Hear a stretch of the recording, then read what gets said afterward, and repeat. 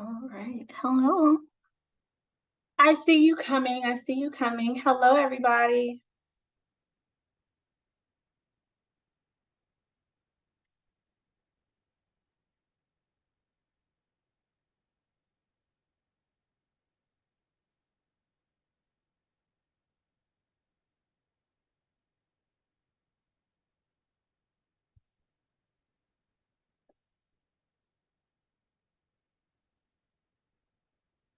Asia, you gonna tell me when to get started?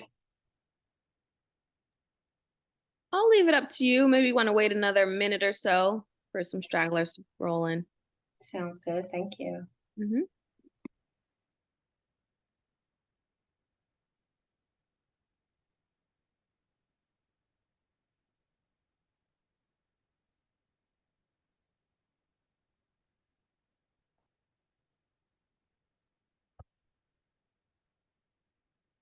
Not sure what y'all can see. Let's do share.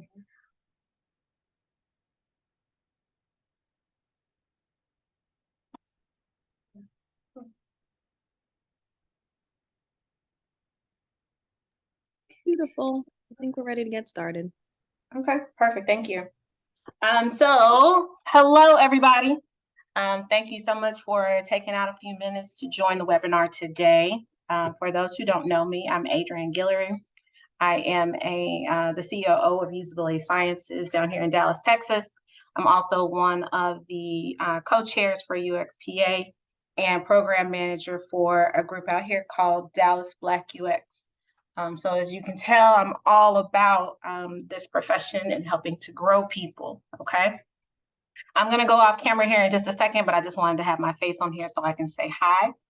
And then we'll get into it. As we're going through the presentation, this is very informal. This is an opportunity for anyone who's interested in speaking or had questions about the conference to drop those questions in the chat and we'll get to it. And then if after the webinar you have more questions, I'll make sure you have the contact information. You can email the chairs and we can get you the information, okay? So let me do this so I don't feel all weird talking to people who I can't see. Okay, let's see. Can everyone see my screen okay? It should say 2024 conference. You can just drop it in the chat.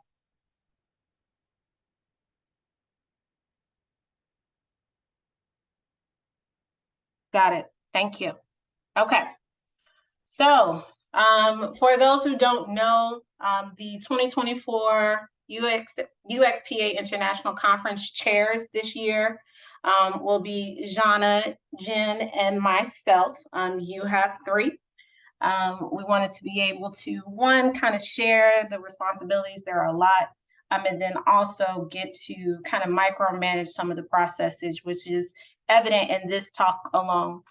So for me, I'm interested in speaker development as well as DEI to make sure that not only are we sharing information, we're getting a lot of different speakers in there, some people who are maybe new to the conference or the profession. So for this presentation, what I want to make sure is that I do everything I can to help prepare you for the process, okay? So I think I did my first conference. I did big design here in Dallas, I don't know, 10, 12, no, maybe 7, 8 years ago, maybe. And I had a lot of help. I had one person who voluntold me and made sure I was ready for his conference. And then when I did my first UXPA conference, I co-presented with someone who did the same thing. He made sure I was ready. So this is my opportunity to do that for you. Hopefully we'll get a chance to answer any questions that you have. If after we do the presentation and you've read everything, you still have questions, I want you to be able to voice those and get your answers. I don't want you to not participate or not submit because you didn't know something or didn't feel comfortable with something. Hopefully at the end of the day, I will inspire and encourage as many people as possible to submit and present and make sure that we get some new people speaking, some people who probably have a wealth of information but haven't had an opportunity to do that yet. In the talk today, we'll talk a little bit about UXPA. So for those of you who aren't familiar with the conference or someone who might watch the video later, a little bit about who we are. I'm going to go into a high level of the submission process. I know sometimes you're wondering, like, why did they ask for this in September and I don't hear anything until December? I'll talk you through all the things that are happening during that time. We'll also go into the various submission types. I know a little bit closer to the conference, I always get a lot of questions about what to expect here, so we broke this down. And then finally, we'll do the Q&A. So UXPA, the International Conference. So as many of you know, at a local level, you may have a UXPA chapter. There are several that are really big.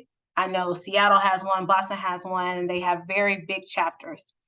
So we work in partnership with those organizations, but UXPA International is the conference that brings everybody together. One of the other things is it's not just domestic to the United States. Our goal and what we've been seeing is having speakers from a lot of different places as we learn and grow in this profession. The conference is designed for people who are new to the space as well as seasoned. I like the word seasoned. I would consider myself seasoned. I don't say old, I'm seasoned. And people who have a variety of skill sets and focuses within the profession, okay? This year's conference will be July 8th through the 11th. The 8th is technically like a workshop day. So if you're familiar with workshops, if not, we'll talk about those here in just a bit. So it's kind of like that early part of the conference. And then the 9th is when we'll start the keynote and having everybody else there. When we think about who comes to UXPA and when you're thinking about what you might present on, the top groups that we see are UX researchers, designers with a focus in research and knowing people and learning people, managers as well as leadership. Typically, these are people who are coming to present, may even be recruiting. And then lastly, we get a lot of students, again, who are looking at research, looking at design, and really trying to get a feel for the profession. So when I think about, why I like to speak at UXPA or why I speak at conferences in general, and why a lot of my colleagues like to speak at conferences, it's not necessarily to make money, right? That's not, we don't think about that at all, actually. It is to kind of assert yourself in a different light, especially if you're the type of person or you're the person who has gone to a conference and you felt like, this content is not necessarily below you, but not on your level or growing you. There's a good chance you should be speaking, right? There's a good chance that you should be sharing your knowledge and your wisdom. And so when I think about why people would want to speak at a conference, one is credibility, right? So to even be able to speak at UXPA, your submission, your idea, your concept has been vetted several times over. And then once you get to the conference, it's evaluated again. So if you're able to speak at UXPA, and then especially if you're invited back, that means you have demonstrated a wealth of knowledge and the ability to speak and present well. Next, the reason why we go to UXPA in general is kind of networking. And then that is exponentially more so when you're a speaker and you're in front of people. So it's a really good opportunity to grow your network. That's one of the things that makes us successful in this profession is not necessarily just what we do as an individual contributor, but how we know people and how we get to know people around us. Next is visibility. So if you are, thinking about, your ability to grow, your ability to get exposure and be seen as kind of that forward thinker in the space, this is a great way to do that. We also think about just a sense of community. So for me, anything like volunteering for UXPA, speaking, mentoring falls under this community element. We want to make sure that we are pouring back into the profession and into the community. And then lastly, when available, a discount. So UXPA, what we offer is a $350 discount off of your registration, right? We get questions about this all the time, whether or not we can do anything else. I think it's important to know that the board or the conference chairs don't set that, right? We can try to make recommendations, but we don't set that. That is based on things like the overall conference budget, the number of attendees, and some other things that kind of fall outside of our purview. But if you were coming to the conference anyway, that's really helpful. When we think about the process as a whole, so in the beginning, I think here in a few weeks, on the 17th of September, you'll upload your submission. There are all kind of instructions on how to do that. We go into the comm system, you upload them, and then it kind of goes into the system that they've been building out for a while. What that system looks like is initially we get all of the submissions, and then we break out into teams and we go in and we redact them. I want to pause here to make sure that you understand what happens during that part and to kind of convince you to help us do that ahead of time. So when we redact, what we're looking for is any type of content or wording that could possibly bias the reviewer. Okay, so I mentioned your submission will go through several reviewers, and we don't want anyone to not pick your particular submission because there was a word in there that they didn't like. There's a company in there they didn't like. They don't like you, right?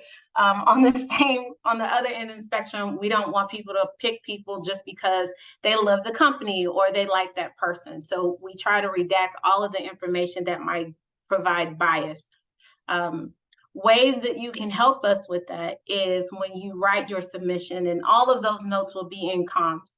But when you write your submission, try to write it without that, right? If it's only amazing because of these certain companies, then I question whether or not the idea is amazing at all. So write those submissions without all of the things that might clue people into the company or who you are or the product, okay?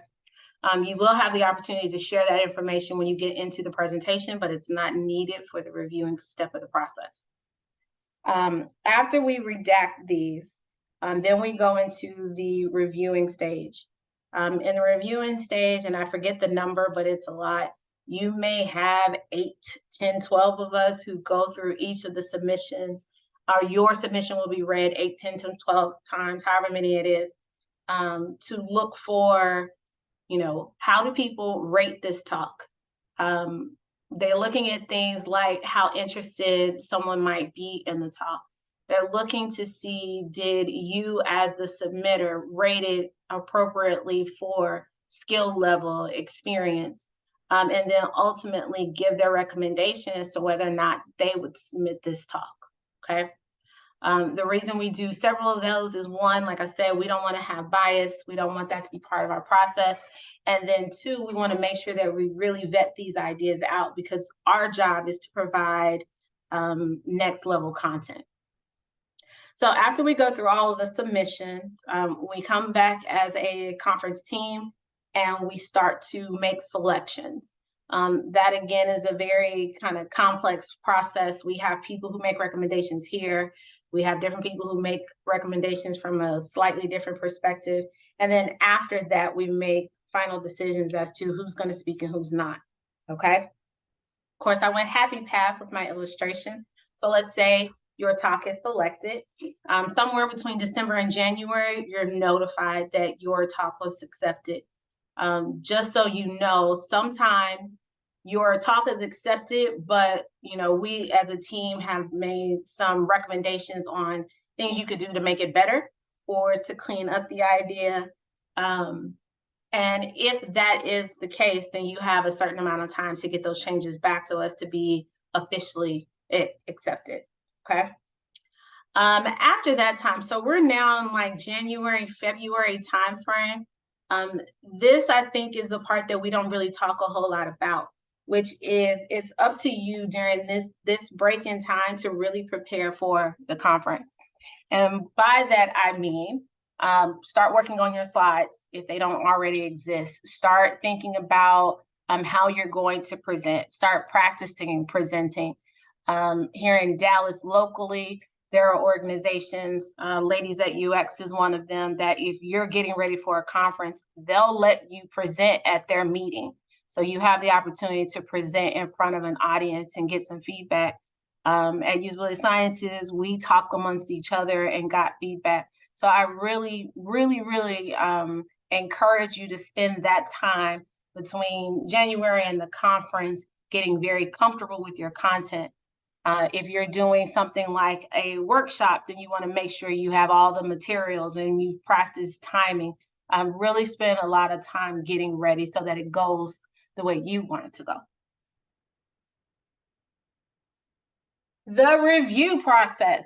One of the things that I think caught me off guard the first time I submitted was that you don't get to just submit and kind of run away, right? Because if you think about it, we have a lot of people who are submitting and we have a lot of content to get through. So it's only fair that we help get through the content.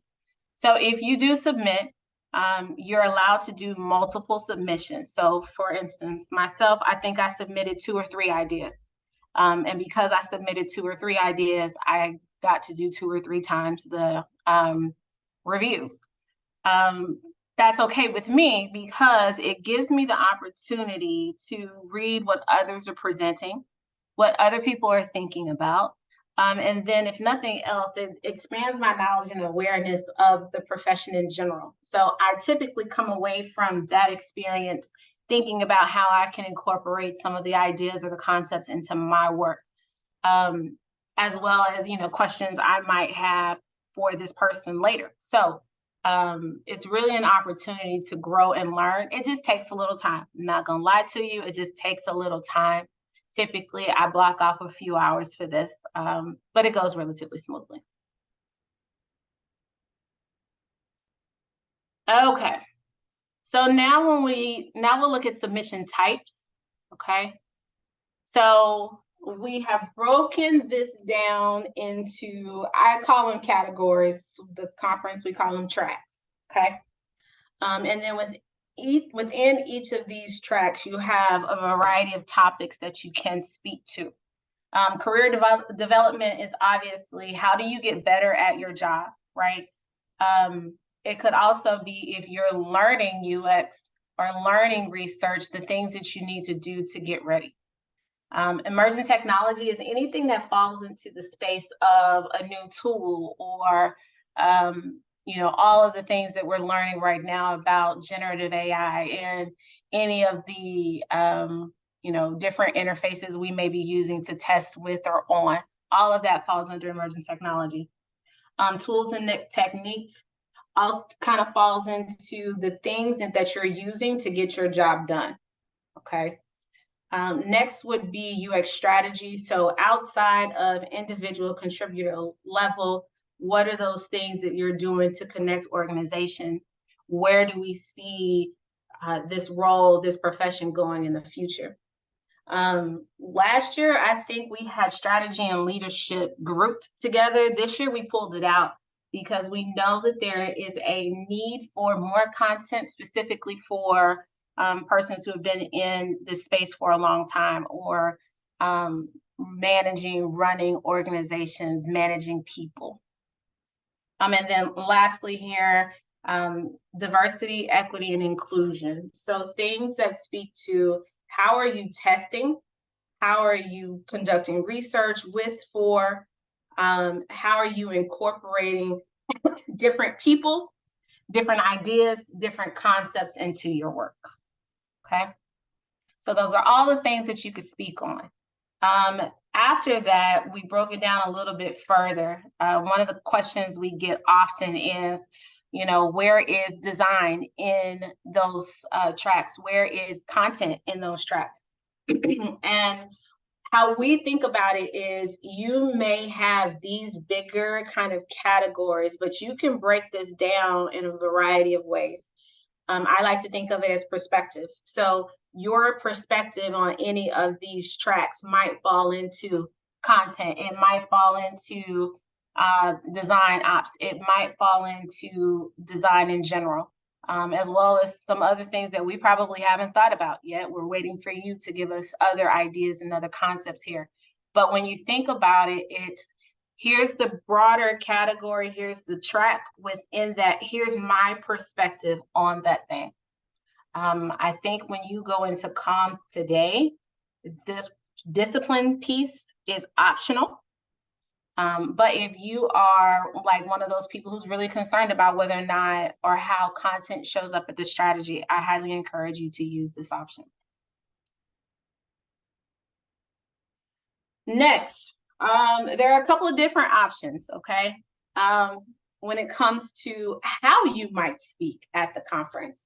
So myself, when I started doing conferences many, many moons ago, I started with a panel.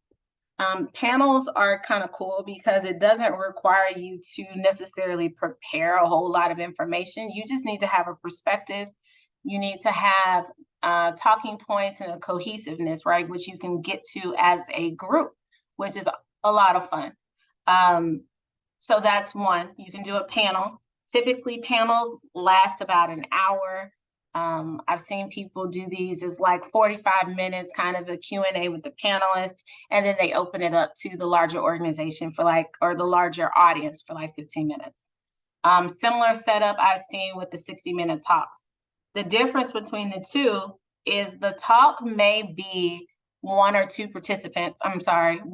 speakers who are talking about a single concept, okay? Things that I've seen work well is if you're presenting on something trying to teach people, if you are doing like a knowledge sharing, this is how we use these things at our company or for our project. I also like to see these for collaborations. In my mind, a collaboration is when you are working with multiple stakeholders. So, you know, maybe this is the opportunity for you as the researcher to highlight how you teamed up with development or how you teamed up with product management to be able to kind of help grow the company or a product. It could also be how you as a company worked with a vendor or vice versa. So it's really cool to have kind of this collaboration piece as a talk.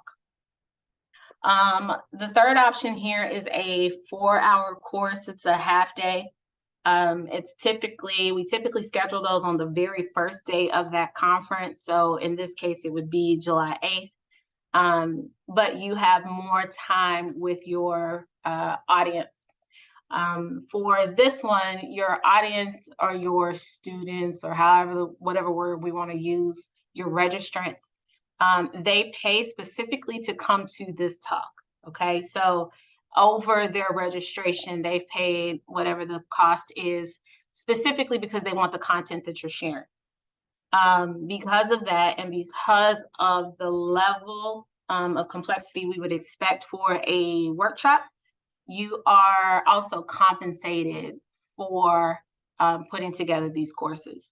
Again, you can do this as one person. My team, we were 3 people because we wanted to make sure that we could kind of talk to people individually, but you have a lot of leeway there. Lastly, here are the posters. So this is a visual representation of some sort of knowledge sharing. It could be informative, it can be instructional, but everything is demonstrated visually.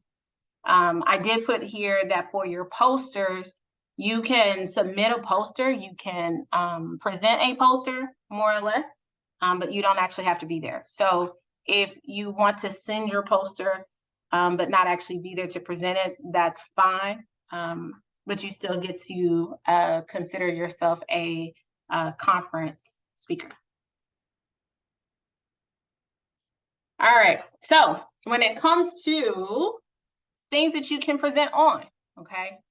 So if you're one of those people who are still interested and you're like, I would like to speak, I just don't know what to think about, I'd like to host like a little workshop here in Dallas where we start to think about what are some of the things that you wish you learned sooner, okay?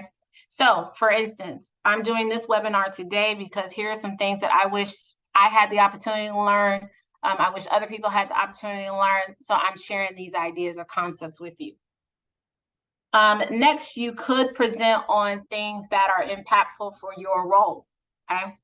So maybe you had an interesting challenge at work. Maybe you had an interesting problem, or a really impressive product that you want to share. This is an opportunity to do that. New trends or exploratory concepts. So a lot of you who are, super avid readers who are watching all the things happen in real time, there might be something there that you might want to explore. And then lastly, any type of collaborations, again, so, things that internal teams may be doing because of research, or problems that you were able to solve or help solve because of the research you were doing. Because of the complexity, the type, it may be new research methods, whatever the case may be, that may all fall under there. Oh, sorry, one more. And then different perspectives of things that were presented in the years past. So if you did a Google search today for UXPA Conference 2022 or 2023, you're still able to see the programs. I encourage you to go look at those anyway, so you can get a feel for the types of talks. Even in that exploration, you may think of something else or a different spin on something else that's already been presented that you would be comfortable presenting on. Okay. So ultimately, the goal for us as chairs is to make sure that we're providing amazing, impactful content. Okay. If at any time between now and when submissions are due, if you have any questions, in addition to anything you may ask me today, please feel free to reach out to us. If you send an email to chair, all three of us will get it.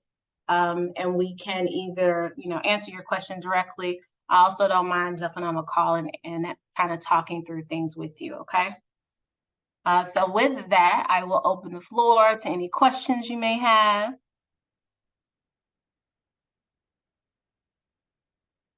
I don't know. I think you may be able to drop them in the chat. I don't know, Asia, if they can just talk. I'm not sure how it's set up. Yes, so people should be able to put anything into the chat. I believe if you raise your hand, we can go ahead and click allow you to speak. If you want to just ask your question, you can also use the Q&A chat box. We'll give a little bit of time for people to type. Oh, someone said the chat is disabled, but the Q&A is open. Perfect. Thank you for letting us know.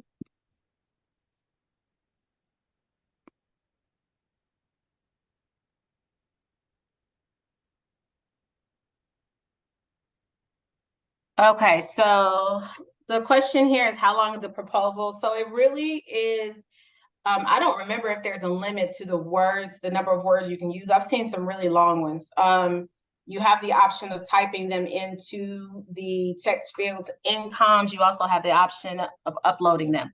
So it's less about length and more about your ability to clearly articulate what it is that you want to present and what you would want to share. Okay. Some things that we would be looking for is kind of an outline of things you would want to cover in your talk or your panel workshop.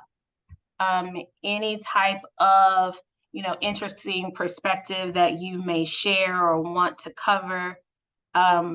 Things that should be clear is the purpose of the talk, and then also making sure you have goals. So from this talk, these are the things that I would want the audience to take from it. So it's less about length, but more about your ability to articulate all of those things. Okay. I would not, so the second question is, would you talk a little bit about yourself? Yes, but in a very kind of vague way. So you could say things like a UX researcher with 16 years of experience in e-commerce research and design. It could be if your education has anything or plays into any part of your credibility or your ability to speak on the topic, you could do that. You just wouldn't say the school, right? You would just talk about maybe the degree program. So yes, you can give an introduction to yourself, but I would make sure you don't do anything that has your name, your company, anything that would identify you as a person. And you don't have to have anything that's like why I like UXPA, right? We don't have to have that. I don't even think there's a spot on there. I would assume that your willingness to submit demonstrates your dedication to the profession. So no, we wouldn't necessarily look for that in your submission. Good question though, thank you.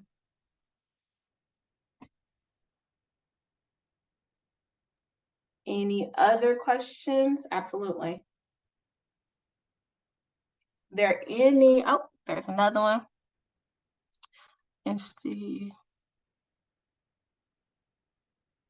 Okay, so excellent question. So when you come up with a panel, this is completely on you. So you would be responsible for the topic. You would be responsible for identifying the speakers and making sure you have a good mix of diverse perspectives. That's on you. You would be responsible for the questions, the entire thing. Also, who your moderator would be. So when you do a panel, it is completely you and your team of people putting that together. When you do submit, you would include like that kind of small bio on each of the participants or the other speakers, co-speakers. Again, but you want to make sure that you don't include any identifying context for them. Sure. Gary, did that answer your question?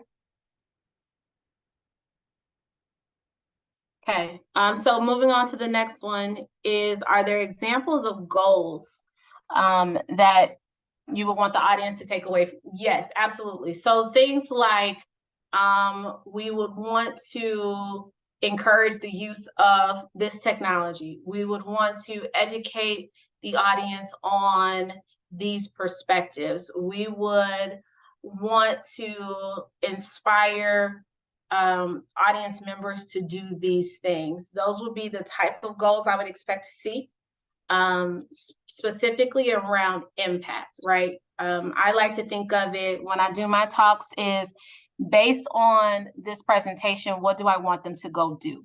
And that's how I would focus the goals for my talk. Sample proposals, that's a good question. Let me write that down because I hadn't thought about that.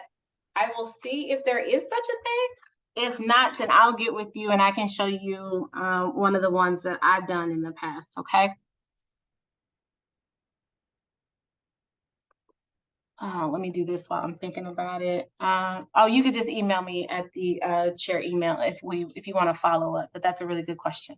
I hadn't thought about that one. Okay. Let's see.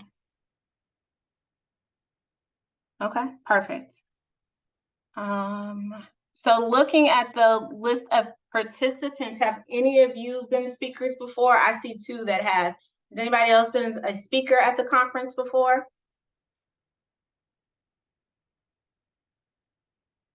And to those who I know have spoken before, am I missing anything? Anything else you would add to questions here?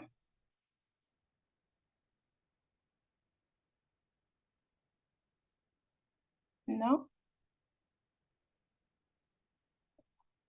All right. Ladies and gentlemen, any other questions? You can ask me anything.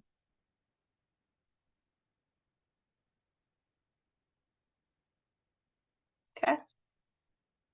If after today, like I said, you do have any questions, anything else that we can follow up on, feel free to reach out to us. That email address will go straight to all the chairs. You'll probably get me. You can also send me a message on LinkedIn, and I typically respond to those within a couple of days, okay? The storytelling. So you know what I do, but what I think I'm going to do is have a separate prepare the speaker event. So for all of those who are accepted, so in that January, February timeframe, I'll definitely do another kind of a webinar workshop on talking people through how to do that. But again, that will come down to what you choose to present on. So my feedback may change. But basically, when we're thinking about the storytelling, it is making sure that as you're articulating it, it's following a good flow. Okay. You want to be the type of speaker that is memorable, right? It has some impact. So for me, I tell all kind of crazy stories that people will remember for a while, or having talking points that resonate with people. But after that, it really comes down to what are you speaking about? So same thing. We can talk about that once you have an idea of what you want to present on, and then I'll have a separate speaker section in the early part of 2024.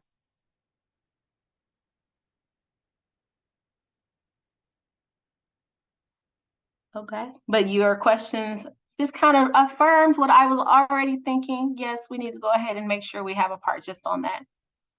I would also look at, the conference does we record all of the sessions. So there is an opportunity to view sessions.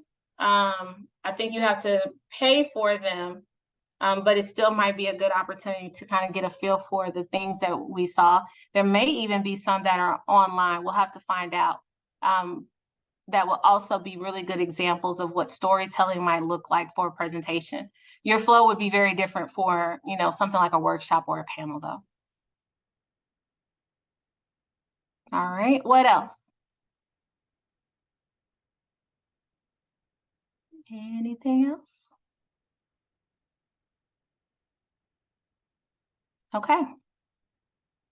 If you have any questions after this, please feel free to reach out.